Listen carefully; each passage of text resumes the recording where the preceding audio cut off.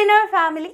അപ്പോൾ CBSEയിൽ പഠിക്കുന്ന 10+2 പഠിക്കുന്ന കുട്ടികൾക്കുള്ള ഒരു ഇമ്പോർട്ടൻ്റ് ആയിട്ടുള്ള വീഡിയോ ആണിത്. ഇത് നിങ്ങൾ എന്തായാലും ഫുള്ളായിട്ട് കാണണം. ഇത് കണ്ടിട്ട് നിങ്ങൾക്കിത് യൂസ്ഫുൾ ആണെന്ന് തോന്നുകയാണെങ്കിൽ ഇനി ഇങ്ങനെയൊന്നും പോയാൽ പോരാ, ഇതുപോലെയൊക്കെ എനിക്ക് ചെയ്യണമെന്ന് നിങ്ങൾക്ക് അല്ലെ ചെറിയൊരു തോട്ട് പോലും വരികയാണെങ്കിൽ മക്കളെ മാക്സിമം നിങ്ങളിത് ഫ്രണ്ട്സിലേക്കൊക്കെ ഒന്ന് ഷെയർ ചെയ്ത് കൊടുക്കുക. ഓക്കെ, അപ്പം ഇമ്പോർട്ടൻ്റ് ആയിട്ട് മിസ്സിന് കുറച്ച് കാര്യങ്ങളാണ് പറയാനുള്ളത്. നിങ്ങൾക്ക് എല്ലാവർക്കും അറിയാം, നമ്മുടെ CBSEയുടെ 10 ആണെങ്കിലും അതുപോലെ തന്നെ +2ൻ്റെയും ഡേറ്റ് ഷീറ്റ് ഓൾറെഡി പബ്ലിഷ് ആയിട്ടുണ്ട്. അപ്പം നിങ്ങൾക്ക് വ്യക്തമായിട്ട് അറിയാം എന്നൊക്കെയാണ് നമ്മളുടെ എക്സാമുകൾ എന്നുള്ളതും ഇനി എത്ര ദിവസമാണ് നമ്മുടെ മുമ്പിലുള്ളത് എന്നല്ലേ. അപ്പം നമുക്കറിയാം വെറും ഒരു 60 to 70 ഡേയ്സ് മാത്രമാണ് നമ്മളുടെ മുമ്പിൽ എക്സാംസിന് വേണ്ടിയിട്ടുള്ളത്. അതിൻ്റെ ഇടയ്ക്ക് പ്രാക്ടിക്കൽസും അല്ലെ ബാക്കിയുള്ള ഒരുപാട് കാര്യങ്ങൾ ഇതിൻ്റെ ഇടയിൽ വരുന്നുണ്ടല്ലേ. അപ്പം ഇനിയുള്ള ദിവസങ്ങൾ ഇങ്ങനെ പോയാൽ മതിയോ അല്ലേ, അതോ ഞാൻ കുറച്ചും കൂടെ ഹാർഡ് വർക്ക് ചെയ്യണമെന്ന് നിങ്ങൾക്ക് തോന്നുന്നില്ലേ മക്കളെ അല്ലേ? ഓഫ് കോഴ്സ് ഇനിയുള്ള ദിവസം നമ്മൾ നന്നായിട്ട് പ്രിപ്പയർ ചെയ്താൽ മാത്രമാണ് നിങ്ങൾ ഉദ്ദേശിക്കുന്ന ആ ഒരു ഡ്രീം മാർക്കിലേക്ക് നമുക്ക് എത്താൻ പറ്റുള്ളൂ. അപ്പം നിങ്ങളോട് എല്ലാവരോടും പറയും 10 അല്ലെങ്കിൽ +2 എന്ന് പറയും നമ്മുടെ ലൈഫിലെ ഏറ്റവും ഇമ്പോർട്ടൻ്റ് ആയിട്ടുള്ള കാര്യം തന്നെയാണ് അല്ലേ. ഒരിക്കലും ഞാൻ പറയില്ല 10ാം ക്ലാസ് കഴിഞ്ഞ് അല്ലെങ്കിൽ +2ൽ കഴിഞ്ഞ് നല്ല മാർക്ക് കിട്ടിക്കഴിഞ്ഞാൽ അവിടെ തന്നെ നമ്മൾ സക്സസ്ഫുൾ ആയി, അതല്ല, ഒരിക്കലും അതല്ല അതിൻ്റെ അർത്ഥം.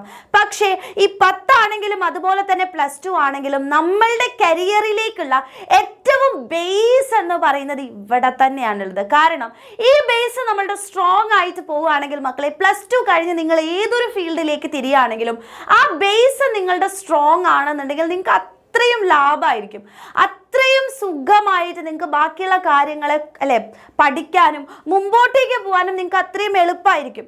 ഇപ്പം നമുക്കൊന്നും അറിയാതെ ജസ്റ്റ് പാസ്സായിട്ടാണ് നിങ്ങൾ പോകുന്നതെന്നുണ്ടെങ്കിൽ നിങ്ങൾക്ക് അവിടെ നന്നായിട്ട് എക്സൽ ചെയ്യണം എന്നുണ്ടെങ്കിൽ നിങ്ങളുടെ ലൈഫിൽ നല്ലപോലെ നിങ്ങൾ ആഗ്രഹിച്ച ഒരു പൊസിഷനിലേക്ക് എത്തണം എന്നുണ്ടെങ്കിൽ ഒരുപാട് കഷ്ടപ്പെടേണ്ടി വരും. അപ്പോൾ ഇപ്പോൾ കുറച്ചായിട്ട് നമ്മൾ കഷ്ടപ്പെട്ട് പോവുകയാണെങ്കിൽ അത് ഡിവൈഡ് ചെയ്ത് പോകും. സോ ഇനിയുള്ള ദിവസങ്ങളെങ്കിലും നിങ്ങൾ ഇത്രയും ദിവസം പഠിച്ചില്ല, കുഴപ്പമില്ല, ഓക്കെ, ഇനിയും നമുക്ക് ദിവസമുണ്ട്.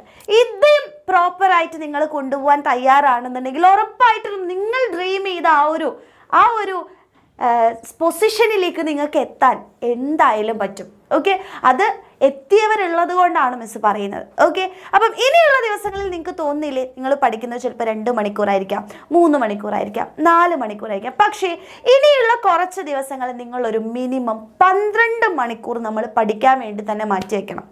അപ്പോൾ 12 മണിക്കൂർ എന്ന് പറയുമ്പോൾ നിങ്ങൾക്ക് സ്കൂളുകൾ ഉണ്ടാവും അല്ലേ. സ്കൂളുകൾ ഉണ്ടാവുന്ന സമയത്ത് നിങ്ങൾ അതും കൂടെ ഇതിൽ ഇൻക്ലൂഡ് ചെയ്തിട്ട് തന്നെ ചെയ്യാം.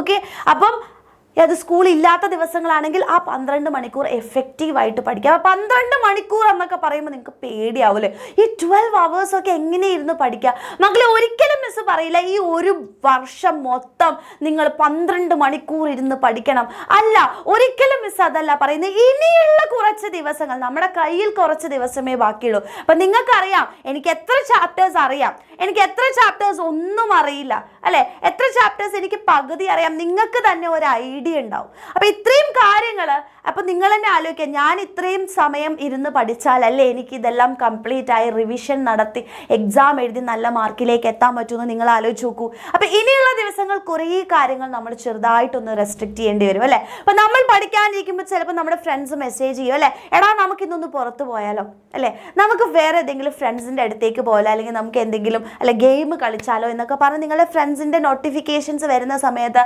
നമ്മൾ അറിയാതെ തന്നെ ഓഫ് കോഴ്സ് നമ്മളുടെ ഇൻട്രസ്റ്റ് അങ്ങോട്ടേക്ക് കൂടുതലായതുകൊണ്ട് നമുക്ക് കുറച്ച് നേരം അങ്ങോട്ടേക്ക് മാറി നിൽക്കാനുള്ള ഒരു ടെൻഡൻസി ഉണ്ടാവും. അതെല്ലാവർക്കും ഉള്ളൊരു കാര്യമാണ്. പക്ഷെ നിങ്ങൾ ആലോചിച്ച് നോക്കുക, ഈ ദിവസങ്ങളിലെങ്കിലും നമുക്കത് മാറ്റിവെക്കാൻ പറ്റുന്ന കാര്യമല്ലേ ഉള്ളൂ അല്ലേ. ഒരിക്കലും മിസ് പറയുന്നില്ല നിങ്ങൾ ഫുള്ളായിട്ട് ഒഴിവാക്കണം അല്ലേ, ഇതൊന്നും ഇനി ചെയ്തുകൂടാ എന്ന് ഒരിക്കലും പറയുന്നില്ല. ഒരിക്കലും നമ്മൾ എന്ത് ചെയ്യാൻ പാടില്ല, നമുക്ക് ഇഷ്ടപ്പെട്ട കാര്യങ്ങളെ നമ്മൾ ഒരുപാട് റെസ്ട്രിക്റ്റ് ചെയ്യേണ്ട ആവശ്യമില്ല, ചെയ്യാം.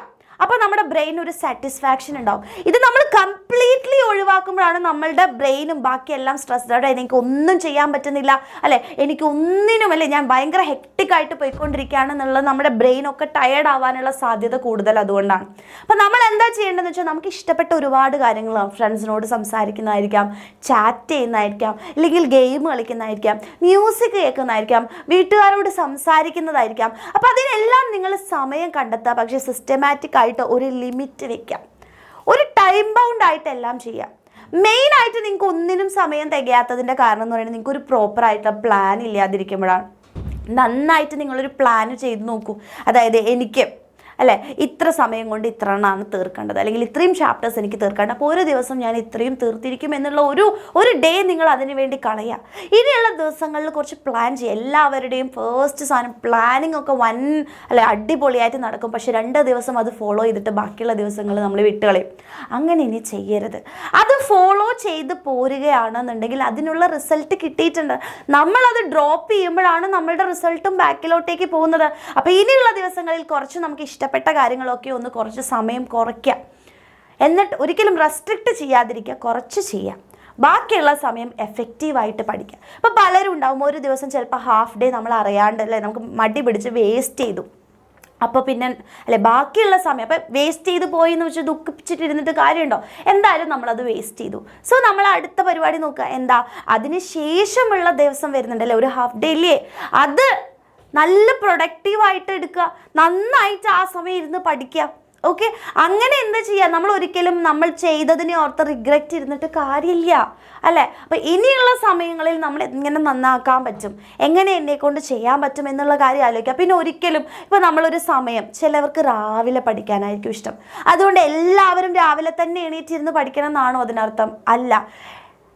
അതായത് രാവിലെ എണീറ്റിരുന്ന് പഠിക്കുന്നത് നല്ലതാണ്. അപ്പം നിങ്ങൾക്ക് ഉണ്ടാവും അല്ലേ, എനിക്ക് ഈ സമയത്ത് ഇരുന്ന് പഠിക്കാനാണ് സുഖം എന്ന് നിങ്ങൾക്ക് തോന്നുകയാണെങ്കിൽ നിങ്ങളുടെ കംഫർട്ടായിട്ടുള്ള, നിങ്ങൾക്ക് പഠിക്കാൻ ഏറ്റവും സ്യൂട്ടബിൾ ഒരു ടൈം രാവിലെ ആണെങ്കിൽ രാവിലെ, വൈകിട്ടാണെങ്കിൽ വൈകിട്ട്, അത് നിങ്ങൾ ചൂസ് ചെയ്യുക. ഒന്നില്ലെങ്കിൽ ലേറ്റ് നൈറ്റ് ആയിട്ട് ഇരുന്ന് പഠിക്കുക, അല്ലെങ്കിൽ രാവിലെ കുറച്ച് നേരത്തെ എണീറ്റ് പഠിക്കാം.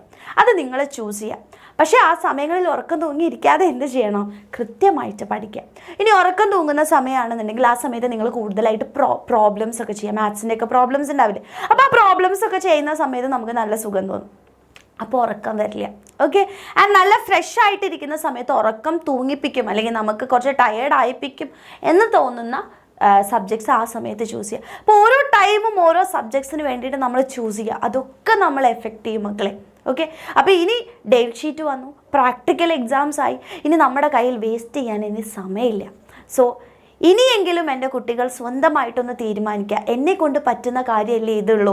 അപ്പം ഒരുപാട് പേർക്ക് പറ്റിയിട്ടുണ്ടെങ്കിൽ എന്തുകൊണ്ടാണ് എനിക്ക് പറ്റിക്കൂടാ എന്നുള്ള കാര്യം ചിന്തിക്കുക. അല്ലാതെ ഒരാൾക്ക് പറ്റി എന്നെക്കൊണ്ട് ഇനി ഇത് പറ്റത്തേ ഇല്ല എന്ന് വിചാരിക്കാതെ, അവർക്ക് പറ്റിയിട്ടുണ്ടെങ്കിൽ ഓഫ് കോഴ്സ് എനിക്കും അത് പറ്റും എന്നുള്ള ഒരു കോൺഫിഡൻസ് എൻ്റെ കുട്ടികൾ ഉള്ളിൽ വെക്കാം.